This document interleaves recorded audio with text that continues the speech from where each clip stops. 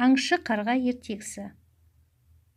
Бір күні байдың сиыры көршінің бақшасына кіріп кетіпті.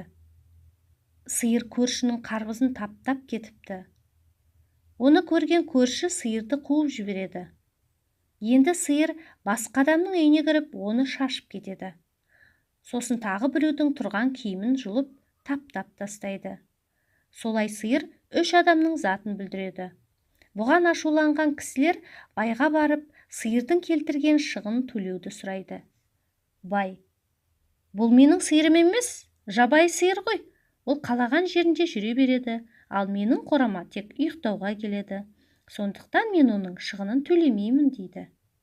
Ашуланған көршілер алдар көседен көмек сұрап келеді. Сол кезде алдар бір баланың қарғаны атып түсіргенін көреді. Ол қарғаны алады да көршілеріне аң аулауға баратынын айтады. "Аңды немен аулайсың?" дейді көршілері. "Міне осы қарғамен аулаймын" дейді алдар.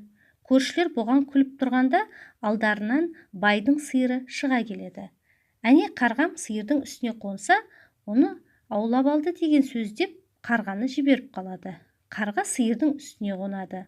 "Көрдіңдер ме, менің қарғам қандай аң ұстап алды?